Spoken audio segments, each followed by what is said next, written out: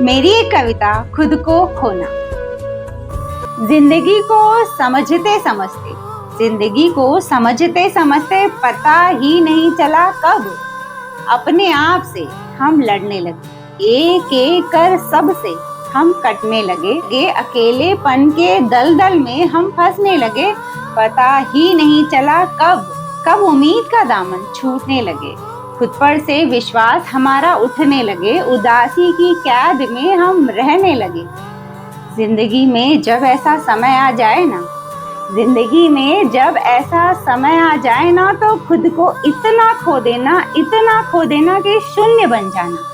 और अगर ये ना कर पाओ तो जहाँ खड़े हो वहीं से मुड़कर जीवन के किसी नए पहलू की खोज में निकल जाना।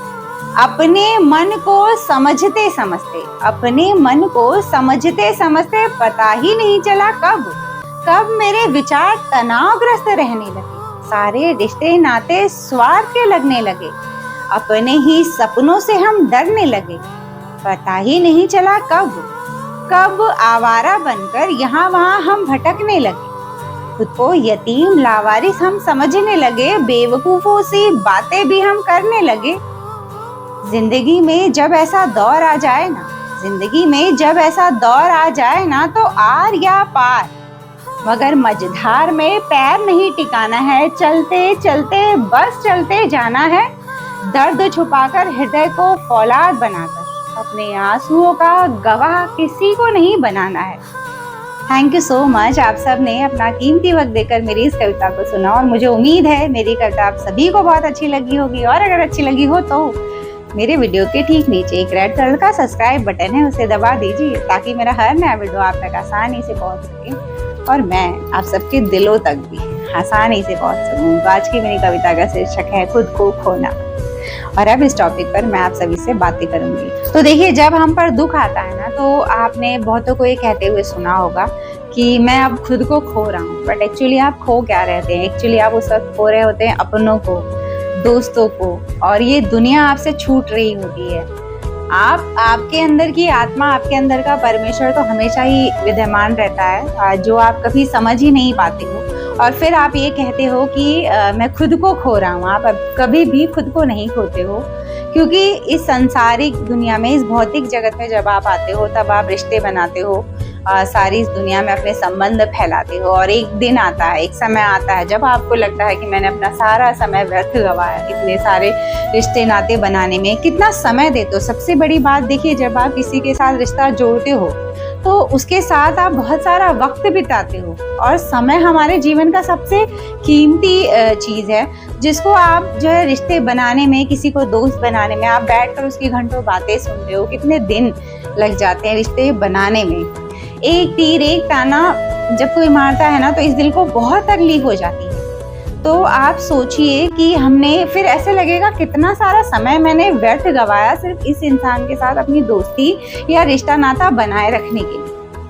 तब हमें ये रियलाइज होता है। तो देखिए, छूटता हमसे ये संसार है, छूटता हमसे ये जो स्वार्थ के लोग हमारे साथ जुड़े हुए हैं वो छूटते हैं। और हमें ये भी समझ आ जाता है कि जो हमने उन पर अपना समय खर्च किया वो बेकार खर्च किया। उन पर जो अपनी भावनाएं खर्च की, जो अपना प्यार जो है इन्वेस्ट करा, वो सारा जो है कि आपको वेस्ट लगने लगता है। तब आपको बहुत तकलीफ होती है कि मैंने अपने हृदय से तो प्यार निकाला, लेकिन सामने से मुझे नफरत मिल रही है। तो तब ये हृदय दुखता है। और खुद को खोना, देखिए, आप कभी खुद को नहीं खो सकते हैं, मेरा तो ये मानना है। क्योंकि जब इस दुनिया के सारे रास्ते एक्चुअली बंद लगते हैं ना, तब मुझे ऐसे लगा है कि एक रास्ता सचमुच हमेशा खुला होता है हमारे लिए, और वो है खुद को आध्यात्म की तरफ ले जाना। जब हो गया ना, देख लिया ना सारे रिश्ते नाते कोई आपके काम नहीं आया, तो एक रास्ता और है ना, उस पर भी चलकर देखिए। मरने से पहले एक बार कोशिश तो करिए। एक बार ये समझने की कोशिश तो करिए कि यार अब तो कुछ है ही नहीं इस दुनिया में, तो फिर अब कहीं और एक जीवन के एक नए पहलू की तलाश करते हैं ना, वो भी कोशिश करके मरते हैं ना हम। सोचिए बैठकर, अगर आपका मन भर जाए ना इस दुनिया से, इस जीवन से, यहाँ के लोगों से, तो अगर ये सच्चाई आपको बहुत अच्छी तरह समझ आ जाए ना, तो आपके पास स्टिल एक रास्ता है खुद को आध्यात्म की तरफ जोड़ने का। और मैं ये कहूँगी कि देखिए, जब आप पूरी तरह से जो है कि तकलीफ में डूबे होते हैं, तब मोस्टली देखिए लोग सोचते हैं या तो अब मैं मर जाऊं, और दूसरा ये थॉट आती है कि जीऊँ, अब तो जीऊँ किसके लिए। लेकिन मैं ये कहूँगी कि आप उस वक्त भगवान से ये कहिए कि जितनी तकलीफ देना है प्रभु दीजिए, लेकिन मैं अपना आत्मत्याग कभी नहीं करूँगा, क्योंकि आत्मत्याग करना तो हमारे धर्म में, हिंदू धर्म में बहुत बड़ा पाप माना जाता है। तो आत्मत्याग कभी मत करिए, आखिरी दम तक जिंदगी जितना रुलाती है रोइए, जितनी तकलीफ देती है झेलिए, लेकिन आत्मत्याग मत करिए। हमें कोई हक नहीं है आत्महत्या जैसी काम को करने का, क्योंकि आप बहुत अच्छे से जानते हो क्योंकि जन्म हमारे वश में नहीं था, तो आप मृत्यु को अपने वश में कैसे कर सकते हो कि मैं जब चाहूँ तब मर जाऊंगा। ये भी आपके हाथ में नहीं ही है, और छोड़ दीजिए उस परमेश्वर पर ही जिसने आपको जीवन दिया है, जिस घर में दिया है, जिन लोगों के बीच दिया है। मरने का भी स्थान समय सब तय होगा कि मरते वक्त इतने लोग ही होंगे आपके आसपास। अब रही बात जीना है तो मैं करूँगा क्या, क्योंकि जीवन जो है बिना कर्म के तो व्यर्थ होगा। अब कर्मा क्या करूँ? कर्मा देखिए बहुत कुछ है। मेरे ख्याल से कर्मा उस वक्त जब आपको सब कुछ बेकार सा लगे तो दो कर्मा बचते हैं। एक वो कर्मा करना जो ना टैलेंट कहा जाता है, जिसे करने में आपको आनंद आए, जिसे करने में आपके हृदय को आनंद आए, जिसे करने में आपके प्रभु को आनंद आए। एक वो कर्मा होता है, और एक क्रिया में समझ लीजिए, और एक वो होता है कि आप खुद को जो है कि आध्यात्म के रास्ते में ढूंढने की कोशिश करें कि कैसे मिलते हैं प्रभु, कैसे ईश्वर तक पहुंचा जाता है। एक उस रास्ते पर आप चल पड़िए।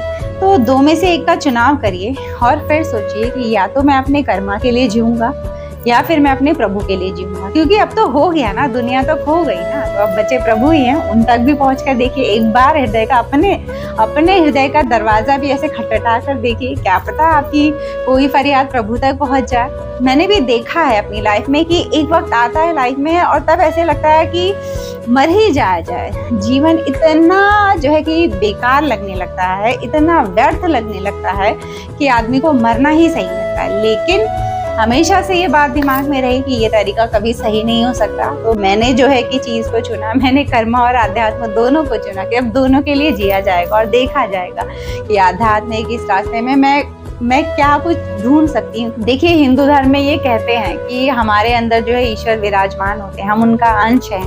तो अगर हम उनका अंश हैं तो आपको लगता है कि ईश्वर कभी खो सकते हैं? अगर वो हमारे ही अंदर है तो हम कितना भी कह ले कि मैंने खुद को खो दिया, आप खुद को कभी नहीं खो सकते, क्योंकि ईश्वर कहीं खोते ही नहीं है। वो हैं आपके अंदर, रहेंगे, बस आपकी मुलाकात नहीं हुई उनसे, इसलिए आप कह रहे हो कि मैंने खुद को खो दिया। आप स्टिल कुछ नहीं खोया आपने, आपके पास स्टिल जो है कि आपके परमेश्वर आपके साथ है। कोई इंसान अकेला नहीं होता। तो ये भी कहना कि मैं बहुत अकेला पड़ गया हूँ, बहुत अकेला हो गया हूँ, ये भी गलत होगा। ये भी एक अज्ञानता होगी आपकी अगर आप ऐसा कहते हो। इसका मतलब साफ है कि आपको ये नहीं पता कि आपका ईश्वर भी आपके साथ ही है। आप दुखी हो तो आपका ईश्वर भी दुखी है, आप अगर सुखी हो तो आपके ईश्वर भी, अंदर का ईश्वर भी सुखी हो रहा है।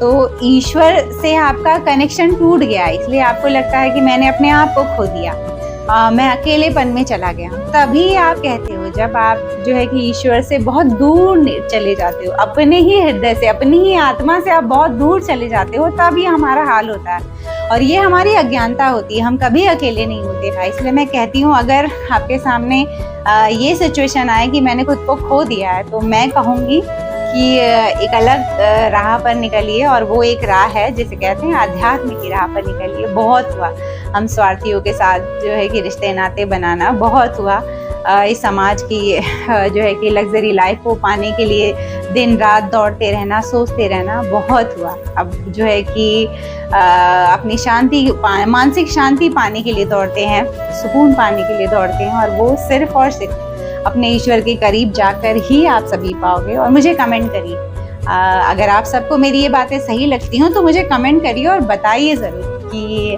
आध्यात्म जो है कि वो जगह आप सभी को लगती है क्या। ये कमेंट करिए कि जहाँ हमें सुकून और मानसिक शांति मिल सकती है।